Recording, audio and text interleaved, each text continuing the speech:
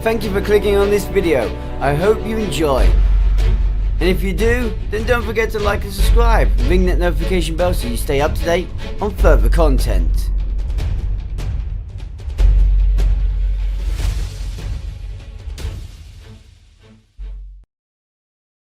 Yulan True, and welcome aboard the USS Shadowstar, my flagship. Welcome to this Star Trek Online Starship review video.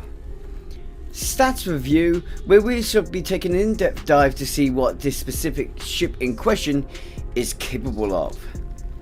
Now, this is to say, there are plenty of things good about the ship, and it has its odd weak spot.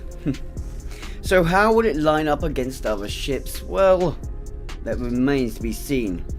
So whether you're Federation, Romulan, Klingon, or Dominion, I trust that you're comfortable and ready to proceed. Allow me to introduce to you guys, from the Tzenkethi fleet, the mighty and prestigious, the Tzen'tar, which, I'm not gonna lie, took me a long time to notice. Tzen'tar is spelt the same way as Tzenkethi. Oh well, the first part. The T is silent, which is horrible for someone like myself who wants to say every single letter in a word. Gets even worse when you think that I'm from Essex and we have a bad habit of dropping certain letters. For example, water. So you'd think I'd be fine saying this ship's name, but I apologise if I call it the Tzen'tar. I apologise, I'm not trying to do that, it's a mistake on my part. But we are looking at one hell of a beastie ship. I mean, it's not over the top armed, but considering certain styles of ship build, this ship is actually built relatively dangerously. In fact, it's safe to say that when you take into account what this ship is capable of, it is truly one of the most terrifying ships available to us.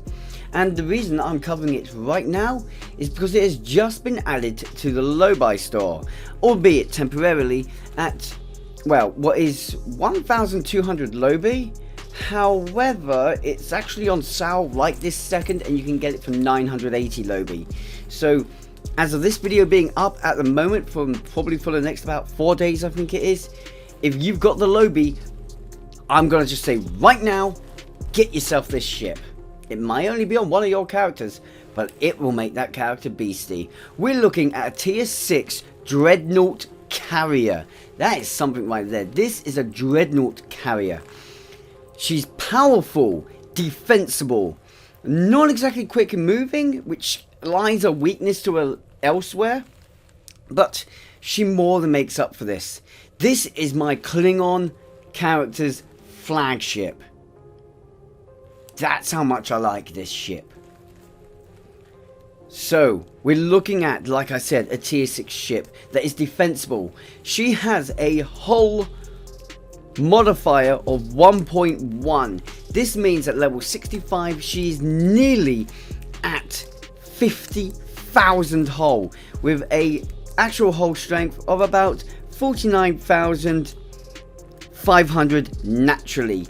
With the right modifications, she can be made into quite the tough little ship, but her hull is not where she tanks the best. Her shield modifier is a startlingly powerful 1.45. That is right, she's almost a 1.5. And damn, does she show it. There are ships, specifically a Voth carrier, which makes for a mighty, albeit unbelievably powerful hull tank. This is the shield tank variant of that ship. I would be so happy and so far to say This ship's shields are so strong that literally right now I can say she shield tanks, but she gets better. Her turn rate is actually an impressive, considering that she's a Dreadnought Carrier, and Dreadnoughts tend to be slow turn anyway. An impressive 7.5. So let me reiterate this. She's got a 7.5 turn rate. That makes her faster than the Universal class. You know, the Enterprise J at turning. She's actually a quicker turn rate than the Enterprise J, but comes with a better arsenal of equipment. Actually, better than that, she has... wait for it. 5 forward weapons, 2 aft. Now, some of you might be going, oh, hang on, only 2 on the rear? Well, that's not great. Yeah, if you compare this ship to the Enterprise J, and of course the Klingon and Romulan counterparts, the Valakith, for example, sorry, the Valk, I think it's called, these ships are 4-4. Now, great for broadsiding, but where does the true power in DPS lie? It's the forward attacking arc. How many omnidirectionals can you normally fit on a ship? 3 if you include the kinetic cutting beam. Otherwise, you're probably going with maximum of 2 omnidirectional beams, or you're equipping out turrets. Turrets are great. Turrets can do a great pound of damage, but beams are great too. This ship can take advantage of the lack of omnidirectional beams by having that extra forward attacking arc for potentially dual beams and dual heavy cannons. Now, I'll be fair, this ship is a little bit too slow for cannons. But that is, again, why I say it's so great that she doesn't really overtop the rear, but instead gives a little bit extra forward attack power. Personally, I find her to be one of the most aggressive ships standing for a carrier. I mean, yes, there's some others that can equal out to her, but I'm impressed already. Continuing this on, well, suffice to say, the Miracle Worker flight deck carriers are definitely more agile than her, but she does have a impulse modifier of 0.15 and a fair inertia rating of 50. For those that are unaware, inertia is the friction the ship generates. So how quickly it slows and how much it drifts when you take the engine, well, whatever directional force you've been using away. It's how long she'll continue for. So far, so great. This ship is average turn rate, in fact superior turn rate to most carriers, taking into account that she's also a dreadnought. She has good speed, great defense shield wise, and effective firepower. She then comes equipped with 2 hangar bays. This is why I'm comparing her to the, well, 31st century temporal dreadnoughts and the flight deck carriers, because they both have a pair of hangar bays. But this hangar bay comes equipped with specifically, the Shukden frigates. Now, these frigates are something to behold. I normally am quite a fan of the Cardassian frigates, but there are other ones I like too. These ones, however, are probably my favourite, but we'll get into that in a bit. Continuing on with a great potential that this ship has, she has 3 device slots, which is fair, I guess, and an amazing bonus power of, hey, I'm saying this one again, much like the Ferengi that I've just done, plus 10 to weapons, plus 10 to shields, plus 5 to engines, and plus 5 to auxiliary. Overall, great considering her shields are so damn strong anyway. Great because she's got such offensive firepower. Engines, well, I'd expect it. And auxiliary, considering we've already got 2 +10s, I'm not going to complain at a +5 on auxiliary. I'm surprised we even have an auxiliary. Now the best part is though, this ship gets stronger. You see, she's a miracle worker ship as well. What does this mean for her? Well, to display the least, she is readily equipped. Excuse me again.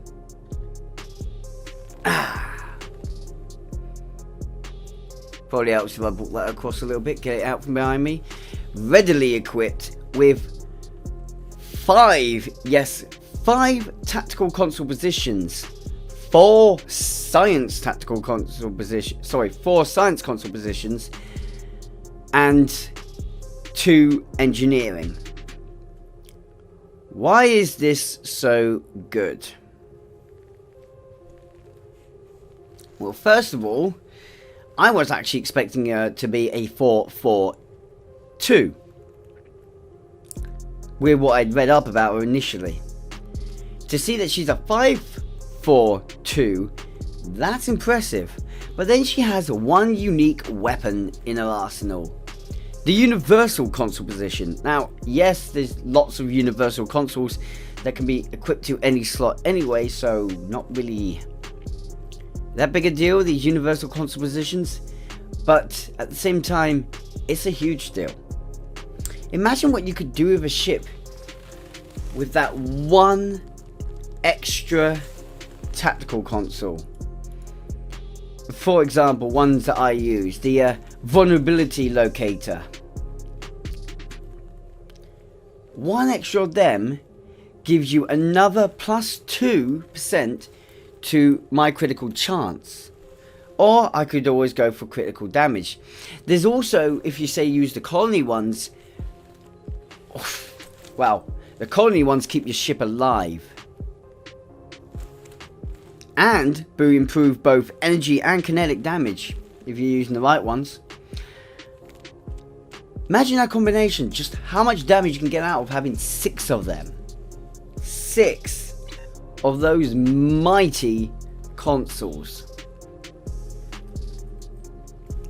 If there's one thing I'm certain of, one thing above anything else, this ship has excessive tactical DPS damage. However, like I said, that's a universal console. It can be used for science and to boost science DPS. These being drains, these being shield exploits. More on that in a second. This ship has just got the versatility to, no matter how you really want to approach it, you can make a powerful DPS vessel out of this ship. Moreover, you can make a powerful support vessel out of this ship. See, I'm not even done yet. Just on science alone, we've got support and DPS completely covered. Great for me, I'm a support DPS player. But the right science consoles means that she can shield tank even better. So her tankiness is now vastly improved as well. All because she can have 5 tactical and 5 science together if she wanted to. The big issue though is that she does leave herself slightly vulnerable in the engineering side. Nothing to be too worried about though, except, well, then we get really awesome. First of all, guess what her commander position is? I'll give you a second. Yeah, she's Dreadnought. Engineering, maybe? Yeah, most Dreadnoughts are engineering commander, aren't they? Not this one. This one takes exactly the way I like it. This one is a commander tactical cross miracle worker position. Next tactical, oh yes, lieutenant tactical. More than enough there to make some serious power. And she's got an ancient engineering, which may be a weak spot. Hey, what do you know? Lieutenant Commander Science. Whew, the drain is in the house. But don't worry, because engineering is not left behind, nor is science limited, and tactical, I'm not sure why you really need to, but we have a final Lieutenant Commander universal position crossed with command.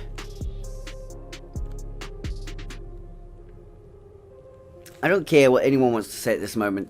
This ship has raw, unbridled potential. It's Tzenkethi in a nutshell. From just those things alone, from what we've looked at alone, I already recommend this ship to any player looking for something that's going to help them sort of master a variation of tank and also give them a really good offensive potential to draw the threat. This ship is just masterful at that. As long as you keep your eye on your hull. Well, keep your eye on the shields, because the second the shields go down, the hull's going to be in threat. But with that being said, guys, this ship is really got some might. It gets better though, so let's continue. First of all, she comes equipped with something very, very great. The diffused Tetrion cannons. Why are these great? Well, initially because they actually raw and bridally sing straight into what this Tzenkethi ship is so good at. Shields. The diffused Tetrions that this ship is equipped with will give your ship a plus 10% to shield resistance for 10 seconds. And minus 10% shield resistance to your foe that's being targeted for 10 seconds. Requires a 2-second recharge time on these powers, and it is a 2.5% chance that these will proc. Diffused Tetrions are about average Tetrion damage, to be fair, with 437.8 for the Tetrion diffused, well, the diffused Tetrion cannons at standard issue. At epic level, they do a lot more damage. Personally, I do prefer the beams, but hey, that's not how this ship is equipped. And we're going to see this ship in action. Well, I would like to say to you guys that I'm going to show you this ship in action as my ship, but I'm also somewhat hesitant because I kind of want to let you see what it's capable of naturally. But then again, everyone's got their own choice in Tetrions. I mean, I'll be using Chronoton Tetrion omnidirectional on the rear and natural omnidirectional Tetrion, preferably diffused, but that's if I could get it. What does that mean, guys? It means I'll make my own build for this ship. Universal Console is the Protomatter barrage launcher. This weapon is effective as long as you time it right. With a passive ability of plus 19% flight turn rate, plus 10% critical severity, and plus 10% heal critical severity. Wow. Okay, so it can hugely boost how well you heal. It can greatly improve your damage output. Wow, this ship is really singing tones to itself, isn't it? And finally, it boosts its own weak spot, its turn rate.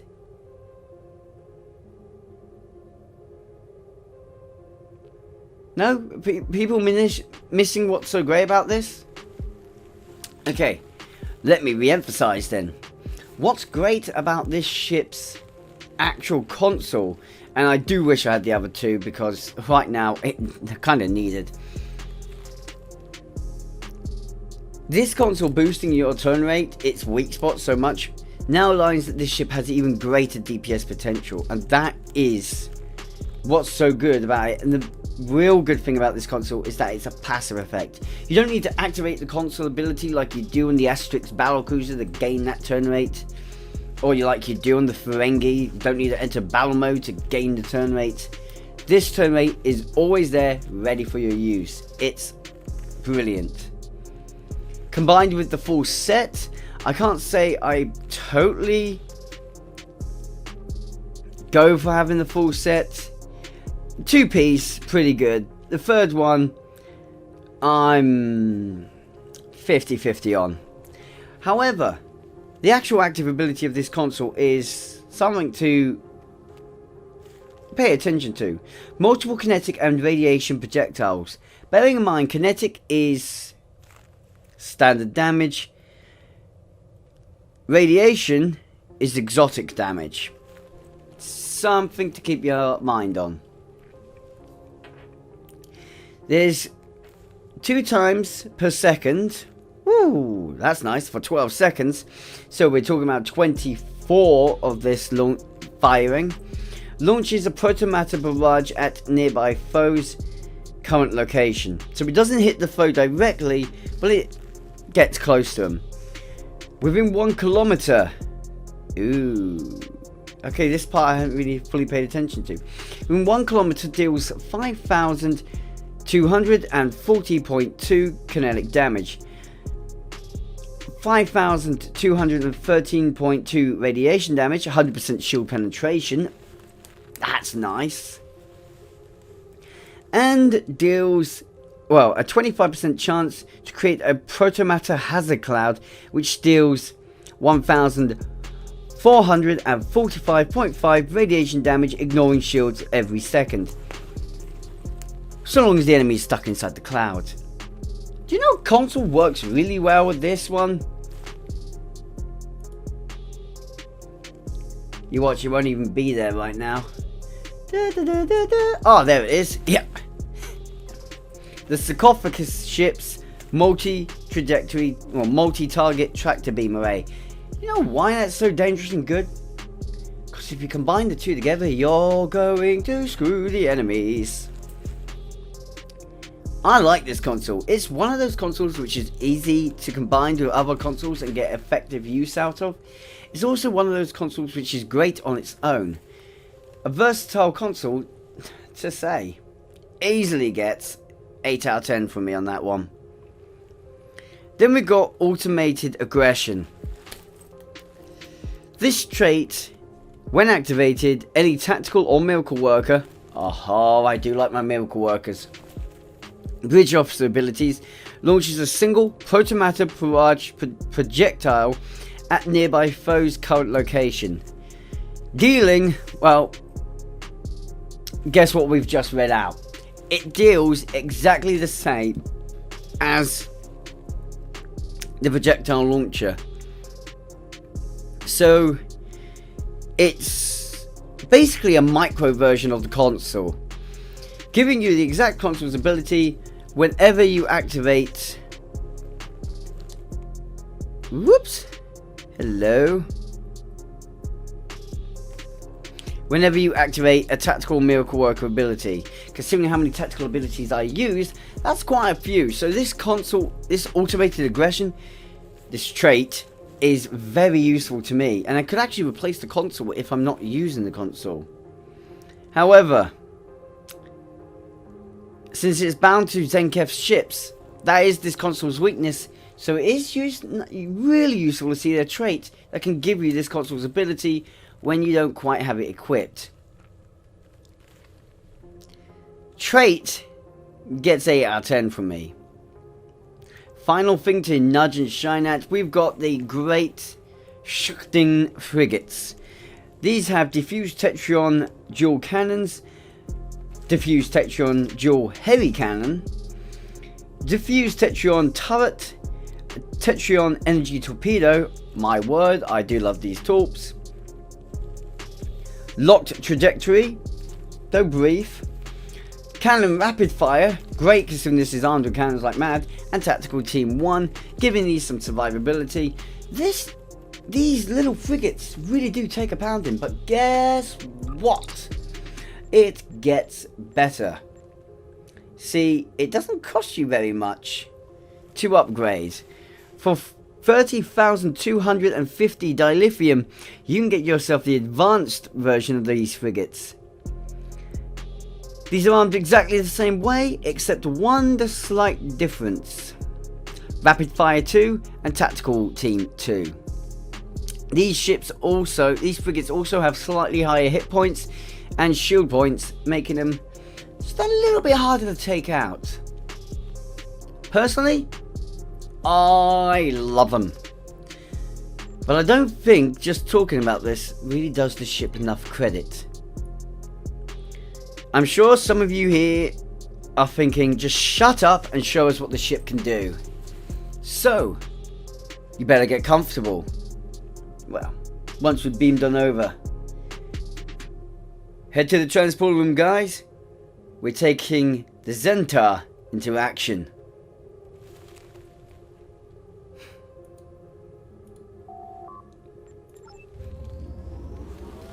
Engage. Sorry to drop in unannounced like this, but well, my latinum plated or latinum trimmed Tzenkethi ship, showing off some remarkable reactors going on here with a pro amount of drives, is about to destroy a whole bunch of Cardassian and Jem'Hadar ships. I trust that you are all comfortable. We shall begin the fight. Well, with these mighty bad boys. Look at these mighties go. I see, they're going to use their Tetron weaponry. Very good. Just remind me, I need to make a Tetron build myself at some point. What? What? Boom, go the Tetrianda. Boom, go the Tetrianda.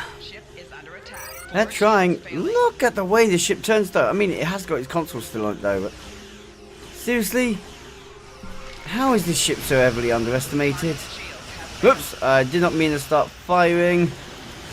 No, weapons, stop firing, you stupid. Kinda wanted to see how well this would do without me firing. They're doing alright, I would say. Oh, bloody hell, they're doing really well actually.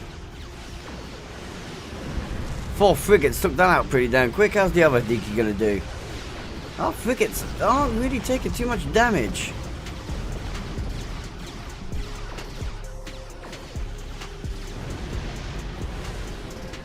Goodbye. You know, I'm now gonna reset that because we've got a lot to test with this ship, so I want to test it effectively. So let's do it, shall we?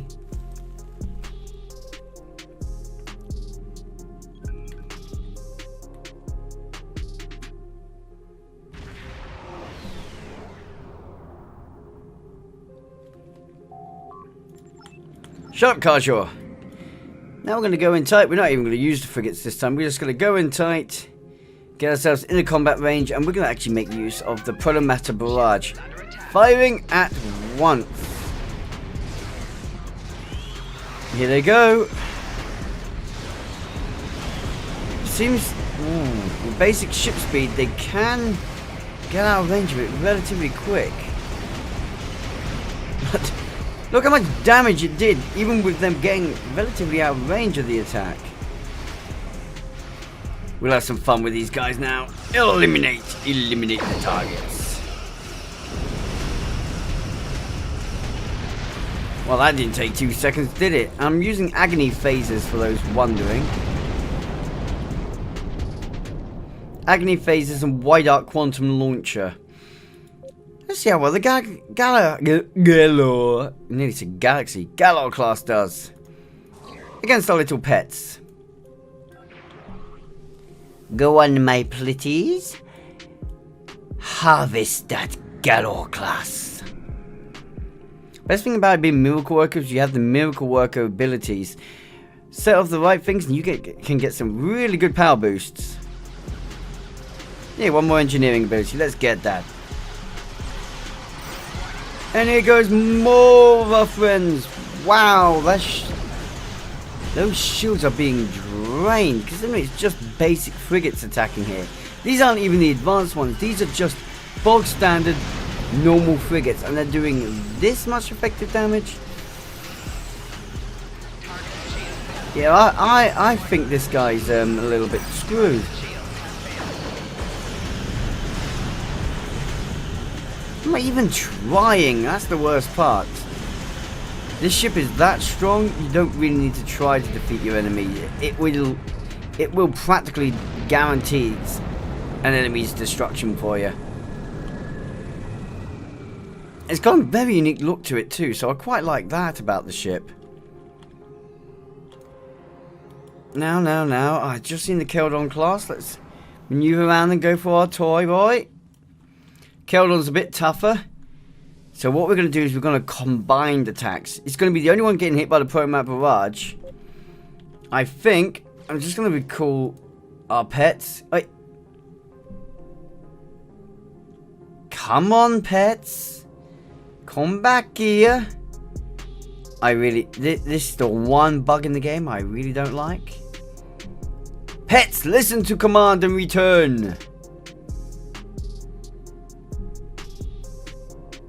Good, all pets are returned. Now let's take on that Keldon. We're going to actually get it held in place as well. Warning, ship is under attack. Bring us nicely into range. Get that tractor lock on it. And now let's go nuts. Woo! I'm having to defend myself a little bit here.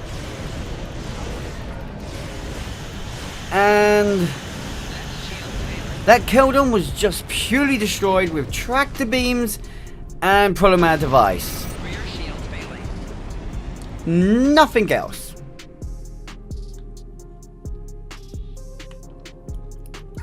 I mean, yes, in PvP, the opposition would be smart enough to actually start repairing itself, but this opposition wasn't very smart, and we might have just burned them alive. I am so approving. Okay, full power. Let's go again. Pets out. See how much we can destroy in one brief moment.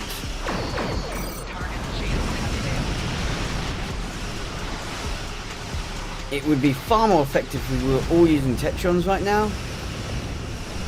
Oh, I can't complain too much at this.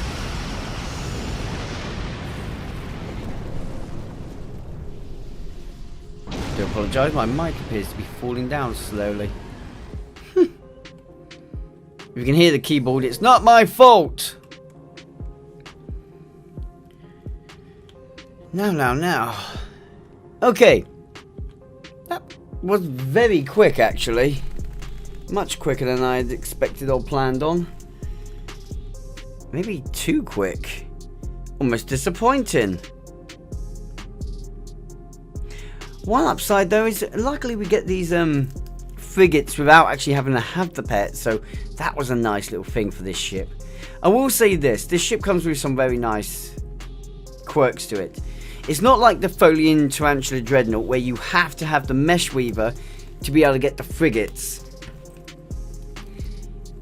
You can literally get your best pet from the get-go. The advanced ones from the get-go, and they're really damn strong, really effective, and great for anyone who's looking for a good carrier with good pets.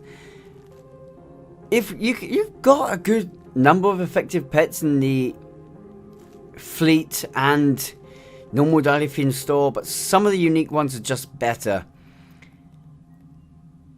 These Din frigates definitely are ones I would pull underneath that bracket. And that's to go along with the Kardashian Yukon frigates, I think they're called. I'm very impressed with what you get with this ship. I'm definitely very happy to say that its combat capability is very high. I'm a little bit depressed that it has such a low engineering capability, but the science more than makes up for that. Personally, even though it's low in engineering and therefore doesn't massively go over well as a whole tank, it's pity that's the only place I'd have to score low.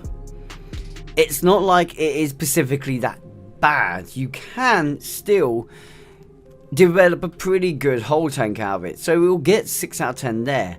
But shield tank, this ship scores beautifully with me as a I'm going to say 10 out of 10 on shield tank. Overall tank capability, I'd say overall tank capability I'll score it at 9 out of 10. Support capability, I would separate them down, but it's relatively easy to say this one. Every single way in support, this ship scores a magnificent 9 out of 10. So straight across the board, it's a 9 out of 10 in support. DPS I break down into two parameters, and I call it tactical and psi DPS, as you may have noticed. Psi covers exotic damage, drain damage, anything like that. Anything that is boosted by science and scientific potential. Psi DPS wise, this ship definitely gets a comfortable 8 out of 10 for me. Tactical DPS on this ship, just because of its raw overpowered nature, gets a 9 out of 10 for me. Its weak spot, stopping it from being a 10 out of 10 despite its overpowered nature in tactical, is its lack of maneuverability. You do require to boost its maneuverability to really get the max out of its DPS potential from the ship. But it still gains a point in the fact that it is a Dreadnought Carrier with relatively good maneuverability considering. So I gave it one extra point there. Overall for this ship, well, I mean, look at that. It's got a face looking at me, grimacing, red eyes and a yellow mouth, going, I bet you give me a bad score and I swear to God I'm going to ram myself through your space station and eat your soul. So I guess I've got to give it a nice score of 9 out of 10. I'm sorry, please. I know, I just can't give you 10 out of 10, okay? This is a great ship. One I strongly recommend getting if you can. At the present, it is in the low buy store. Normally, this is a promotional R&D pack / duty officer pack. Starship. It is quite expensive under normal parameters, but hey, you never know. It might be a bit cheaper in the exchange right now. With all the things that have changed in the exchange, it's, and fingers crossed, standing out better now. She's definitely a ship I would recommend trying to get. I wouldn't recommend the gamble to get her, but if you can save up the energy credits and get her from the exchange, yep, definitely would recommend this one to you if you're looking for something with DPS or tactical and science capabilities, or straight up looking for a great carrier. This ship will do that for you. Looking for a tank? Still recommend it to you. And looking for a support ship, although I will say you might be able to find definitely better support ships out there, she will make a relatively good one for you. So again, still recommend. I like this ship. I hope you guys like this ship. Let me know what you think down in the comments section. And while you're at it, just allow me to pleasantly thank my very generous donators and patrons for your support at keeping this channel going. Thank you for everyone who's watched to the end of this video. And if you do wish to support this channel, then please check out the description below. Possible means of donation are down there, and social media links are down there.